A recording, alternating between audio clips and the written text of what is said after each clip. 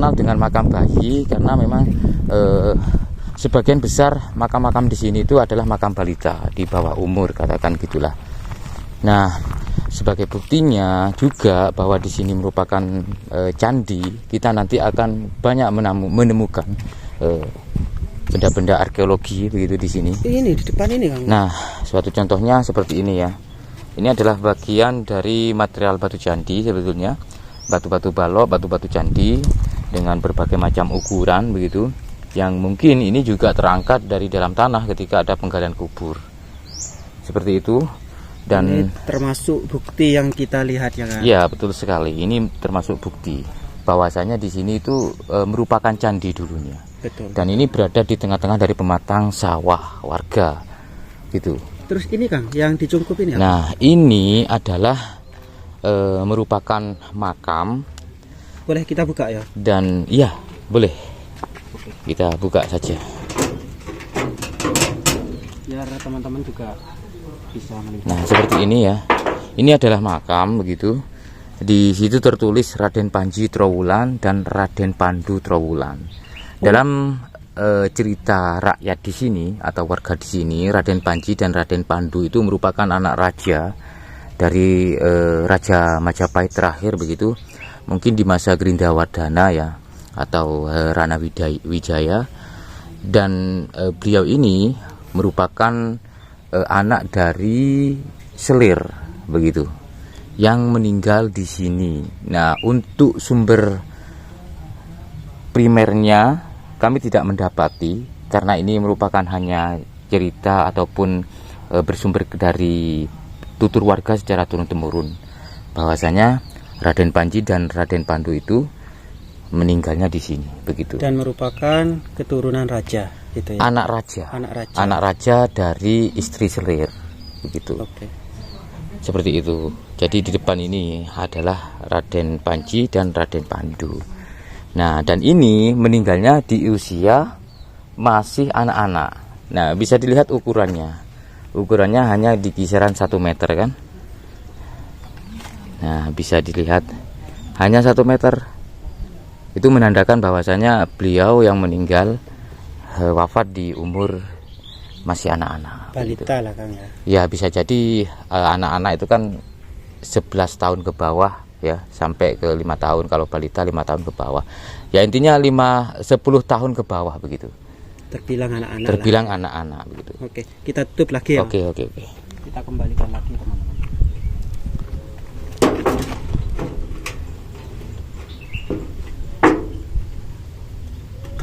Oke, siap. Nah, kita menuju ke area yang lebih dalam. Di sini ya, coba dilihat, perhatikan semua dari makam-makam di sini merupakan makam dari anak-anak begitu. Artinya secara lapisan budaya ataupun bertambahnya zaman, tempat ini masih dimanfaatkan sebagai pemakaman dari khusus anak-anak. Nah, ini kan untuk ukurannya ada yang 0,5 meter, ada yang 1 meter begitu ya. Begitu sampai ke sini. Jadi dikhususkan begitu. Semuanya makam anak-anak. Nah, terus apa hubungannya dengan suatu peradaban kerajaan? Ini yang menjadi bukti. Salah satu contohnya adanya batu bata begitu dan material ataupun ornamen dari candi. Nah, ini teman-teman. Dulu benda arkeologi ini berada di dalam tanah yang hanya kelihatan 0,5 meter dari dalam tanah. Benda arkeologi ini merupakan waktu penggalian gitu kan? Bukan ditemukan waktu penggalian, tapi memang sudah kelihatan, tapi hanya di sebagian saja gitu. Habis itu terus diangkat sama warga, terus diberi lapik seperti ini ya supaya tidak hilang. Iya. Diberi alas seperti ini supaya tidak hilang. Dan ini biasanya untuk ornamen ataupun relief dengan pola seperti ini berada di depan candi. Dan melihat dari kondisi bentuk yang besar ya bisa jadi ya candinya juga besar di zaman itu. Serta adanya ini lingga ya. Ini merupakan lingga yoni tak, Kang? Bukan. Ini merupakan lingga yang biasa menancap di yoni. Jadi apakah yoninya itu masih tertimbun ataupun masih di dalam tanah kita tidak tahu. Tapi di sini kita masih melihat lingganya begitu. Jadi memang di sini dulunya merupakan tempat candi atau tempat suci sebagai pemujaan atau mungkin tempat pendarmaan begitu ya. Seperti itu. Terus itu, Kang, yang kelihatan, Dan ini juga termasuk sebetulnya ya. Ini juga termasuk benda arkeologi ataupun ornamen dari suatu candi yang masih sebagian yang kelihatan ya. kelihatan begitu, dan bisa jadi ini masih dalam ya untuk menancapnya ya. Jadi kalaupun memang ini digali begitu, diangkat ya hampir serupa lah mungkin bentuknya dengan yang ada di depan ini yang sudah terangkat ini begitu. Batu bata yang dibuat batu nisan ini. Ya, ini ada batu bata yang dibuat batu nisan.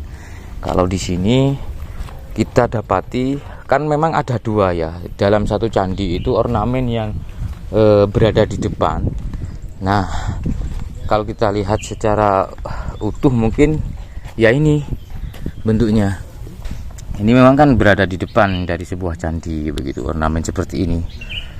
Dan ini awalnya ya juga tertimbun, kelihatan setengahnya saja ataupun ujungnya saja, terus diangkat, digali, terus diberi lapis seperti ini. Saya masih masih tahu kondisi di waktu benda di depan ini masih kondisi tertimbun, sekisaran 4-5 tahun yang lalu. Ini bagian depannya sudah aus, Kang ya. Ini sudah cuil, entah terbentur benda keras atau memang ada unsur kesengajaan, kita tidak tahu ya. Untuk bahannya sendiri, Kang, dari apa ini, Kang? Batu andesit ini. Batu andesit. Batu Dan andesit. batu andesit itu sendiri terkenal keras gitu, Kang. Terkenal keras, tingkat kekerasannya memang lumayan cukup tinggi begitu. Antara ini ya 5-6 untuk tingkat kekerasannya. Dan seperti ini kondisinya. Terus di bagian sisi sini sudah tidak kelihatan, padahal harusnya sisi yang sebelah sini itu harus sama. Ada ukiran. Ada ukiran yang sama persis dengan yang di sini. Nah, Ini apa ini, Kang? suatu ornamen candi begitu yang berada di bagian depan. Kalau kita lihat di candi-candi seperti di candi di Singosari, candi di daerah Jawa Tengah itu ornamen seperti sudah ini umum begitu. Kita lihat berada di depan dari candi begitu. Biasanya di samping dari ini Makara ya. Dan memang awalnya tertimbun begitu. Peradaban ataupun ini ya, untuk seberapa lama sih peradaban di sini? Sebagai bukti mungkin kita bisa ambil perbandingan dengan pohon asam ini ya. Pohon asam yang terkenal dengan pertumbuhannya yang lambat dengan diameter sebesar ini sudah menjadi saksi bisu bahwasanya pohon ini berumur ratusan tahun begitu, dan sampai saat ini masih berdiri tegak kokoh sebagai perbandingan zamannya ya, bahwa di sini ini adalah peradaban yang tua sebetulnya. Yang dikatakan. Nah, di depan ini ya, kalau kita ambil bahwasanya di sini ini merupakan tempat pemakaman dari balita ataupun anak-anak. Nah, benda yang di depan ini mungkin ya, ini hanya dugaan saya saja, mungkin bejana ini ya, ini namanya bejana. Apakah mungkin benda di depan ini merupakan tempat pemandiannya bayi atau anak-anak? Kalau melihat dari sisi ukurannya, ya pantas ya, Kang. Pantas sekali layak gitu, layak begitu. Ukuran yang seukuran panjang dari ini ya, tubuh bayi. Ya seperti ini. Ini bejana ini mungkin tempat pemandiannya begitu ya. Dan banyak sekali semacam ini. Nah, ini pipisannya ya, di sini bisa dilihat berada di bawah dari pohon asam Jawa ini. Ini Kang, seperti ada motif apa ini? Yang ini semacam ada goresan ya, Iya. semacam ada bentuk goresan begitu, atau mungkin ini tempat ini asah dulu untuk mengasah benda-benda ataupun pusaka maupun alat mereka begitu, diasah ke batu begitu. Bisa Kita juga. tidak tahu, tapi di sini ada terbentuk pola-pola tertentu serta beberapa umpak kecil di sini, yang artinya bisa jadi di sini dulu terdapat suatu bangunan yang mempunyai tiang begitu ya. Iya. Semacam mungkin tempat balai atau tempat gazebo, tempat untuk istirahat mereka begitu. Iya. Benda ini menjadi Saksi bisu bisu. serta menjadi jawaban apa saja sih yang ada di sini dulu begitu. Nah, yang menjadi pertanyaan besar kalau kita coba memutar ya, yang menjadi pertanyaan besar dengan adanya makam-makam bayi ya, mayoritas makam bayi di sini. Yang kedua, kalau kita tarik lebih jauh lagi ke belakang, ternyata memang di sini dulu bisa jadi ada sebuah candi, karena benda arkeologisnya sudah kita dapati begitu ya, semacam ornamen candi serta beberapa material candi. Nah, pertanyaannya, kenapa di tengah-tengah dari area pemakaman bayi ataupun anak-anak ini yang tidak begitu luas, tiba-tiba begitu ya, di tengah-tengahnya terdapat makam-makam orang dewasa? Ini menjadi pertanyaan besar. Iya. Jadi saya ingin mengajak netizen maupun pemirsa juga berargumen begitu ya, dengan adanya makam anak-anak yang mayoritas begitu di sini dan areanya juga tidak begitu luas. Kalau ditarik ke belakang lebih jauh lagi zamannya, ternyata kita dapati ornamen dari sebuah candi. Artinya di sini tempat candi dulu. Tetapi kenapa, pertanyaannya, di tengah-tengah ini kok tiba-tiba ada makam orang dewasa? Agak melenceng ya. Ya, kan melenceng, agak nyeleneh gitu ya. Dan nama-nama dari makam orang dewasa ini saya rasa tidak berkaitan dengan zaman yang ada di sini. Oke. Nah, kita masuk, kita coba lihat ya. Di sini terdapat 6 makam begitu. Ya, terdapat 6 makam yang sudah dibikin sedemikian rupa ya penataannya. Setiap batu nisannya dibungkus dengan kain mori, kain putih, serta nama-nama dari katakan ahli kuburnya. Iya. Nah, ini yang menjadi pertanyaan saya begitu ya. Coba kita ke sini, kita masuk. Kita ambil dari sisi barat saja dulu ya. Raden Sukmowijoyo Mataram. Yuk kita mendekat dulu. Aman di sini. Raden Sukmowijoyo Mataram.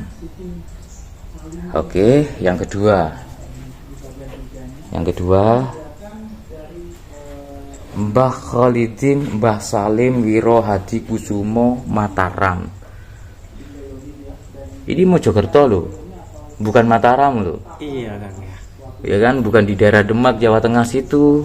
Sana maksud saya, bukan di daerah Demak Jawa Tengah sana. Ini di Mojokerto di Jawa Timur. Mbah Khalidin Mbah Salim Wiro Hadi Kusumo Mataram. Oke, bentar ya. Yang ketiga. Yuk, kita lihat. Mbah Sabto Aji Demak Jateng. Oke. Ya. Supaya pemirsa di rumah nyimak begitu ya. Apa yang Kita perlihatkan di sini. Eyang Aryo Winoto Mataram. Oke. Ya. Oke. Nah, terus ini dikhususkan mungkin ya, istilahnya kalau suatu tokoh ini mungkin yang paling sesepuh karena tempatnya diberi pembatas, ya kan? Iya. Diberi Sekat, pembatas, seolah-olah ini yang paling sepuh mungkin. Nah, gitu ya. Kalau kita coba keluar, nah, seolah-olah ini pengikutnya ataupun keturunannya, begitu ya. Di sini, Kalau bahasa Jawa Timuran, hadamnya. hadamnya begitu. Nah, Mbah Putri Titik Sariningsih Demak Bintoro Mataram. Mataram juga. Terus di sini Mbah Putri Mulatsih Nyai Wono Wana Dansari, ya, Demak Bintoro Mataram. Ada apa gitu loh? Ngapain, maksud saya itu, kenapa kok ini Jawa Timur gitu ya? Kok tidak ada salah satu tokoh satupun dari Jawa Timur yang dimakamkan di sini gitu loh? Ini yang jadi pertanyaannya. Oke, itu ya kan? Betul. Satu itu yang menjadi pertanyaan saya. Kok semuanya dari Mataram? Padahal ini daerah kekuasaan Majapahit. Kekuasaan Majapahit kalau di Dan masa kerajaan Majapahit. Kalau bisa dibilang pusat ya. Pusatnya karena ini Mojokerto begitu ya. Yang kedua, kalaupun dari masa VOC katakan, masa gak ada tokoh di sini yang dikuburkan atau dimakamkan di sini, kok semuanya pada dari Mataram? Oke, itu yang menjadi pertanyaan pertama. Yang kedua, batu nisan ini ternyata bukan batu nisan pada umumnya, melainkan batu-batu candi yang berukir, yang raya dengan ukiran yang dibuat sebagai batu nisan dari makam-makam ini. Coba kita perlihatkan kan ya. Oke, ayo kita buka satu saja. Sini. Tak apa-apa. Tarik ya. Nah, tuh ada ini enggak? Ada tali. Ah, ada tali enggak? Bentar ya, nanti kita kembalikan ya. Ya. Ini sebagai bukti saja, saudaraku. Bismillah.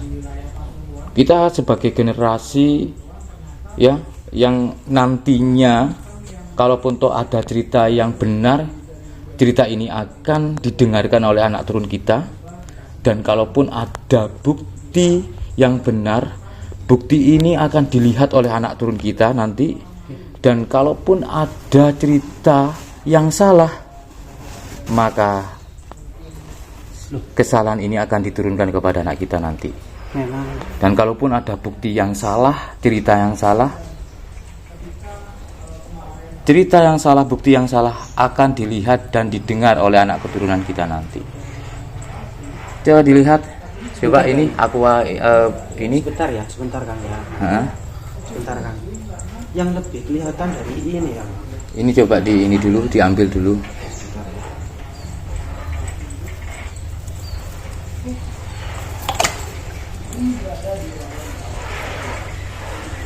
Ini adalah batu candi ataupun ornamen yang biasa menempel di bangunan candi. Bisa dilihat, ya kan? Untuk reliefnya, katakan berbentuk huruf S begitu ya. Oke Kang. Ya. Minta bukti lagi? Cukup Kang, ini sudah mewakili. Kalau minta bukti lagi, kita coba buka yang ini ya. Buka yang ini. Oke, siap. Ya.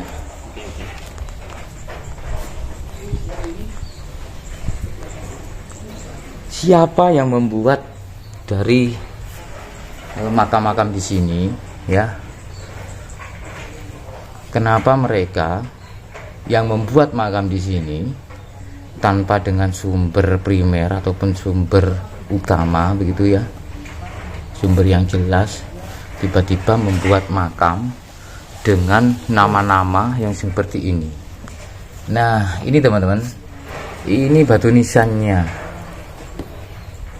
ya kan? Saya tidak bicara yang tanpa bukti begitu teman-teman, tapi bisa dilihat bahwasanya batu nisan ini adalah sebetulnya merupakan ornamen candi, ya, bagian dari candi, dari sebuah relief candi yang kemungkinan merupakan benda yang ada di sini. Artinya berkaitan dengan yang tadi, yang di luar tadi, yang memang disengaja ya dibuat sebagai batu nisan dari makam-makam ini. Begitu. Ini sudah nyata ini Kang. Ya, Mohon kan? maaf ya kalau keliru, saya mohon maaf. Ini sudah nyata apa ya? Sudah melengsarkan sejarah yang sebenarnya yang ada di sini. Iya. Coba deh teman-teman di luar sana, kita berpikir, kita analisa. Analisa secara jernih ya. Dari awal saya buka video ini, bagaimana tentang kondisinya, adanya makam-makamnya, ornamennya, beserta bukti-bukti arkeologis yang lain, dan sudah di tengah-tengahnya tiba-tiba ada 6 makam yang semuanya dari Mataram dengan nama-nama yang punya unsur suatu tokoh yang besar seperti Sukmo Wijoyo, Mbah Salim Wiro Hadikusumo, Mbah Sabto Aji, Hyang Aryo Winoto. Ya kan, nama-nama ini kan identik seolah-olah seperti apa ya, nama-nama tokoh besar gitu ya. Atau nama-nama orang sakti lah kayak gitu. Kita sebagai generasi wajib dong, wajib tahu dong, gitu loh. Wajib tahu, wajib mempertanyakan gitu loh. Dan saya sudah beberapa kali datang ke sini. Setiap datang ke sini tidak pernah ada orang di sini. Terus gini, satu pun. Ya, terus gini, termasuk juru kuncinya siapa tidak pernah ada. Yang menjadi pertanyaan gini, pihak perangkat desa atau pihak budaya atau pelestari, pegiat katakanlah. Iya, pegiat sejarah, apakah tidak mengambil tindakan atau mengurus? Nah, ini sebetulnya sudah saya konsultasikan ataupun saya musyawarahkan kepada teman-teman ya, teman-teman yang apa ya istilahnya itu tertarik maupun melihat kondisi-kondisi yang melenceng lah katakan ya. Katanya mau dikaji dulu, kita kaji dulu, kita lihat asal usulnya begitu. Kalaupun memang benar ada asal usul dari beberapa nama-nama di sini yang ketika ditanya kepada para sesepuh sini terus mengetahui memang iya tidak masalah, ya kan, tidak masalah. Tetapi kalau makam ataupun nama-nama ini ternyata buatan dari salah satu orang tertentu saja, katakan oknum gitu ya, nah ini harus kita pertanyakan, harus ada tindakan gitu loh. Karena teman-teman ya, ini sudah mewah,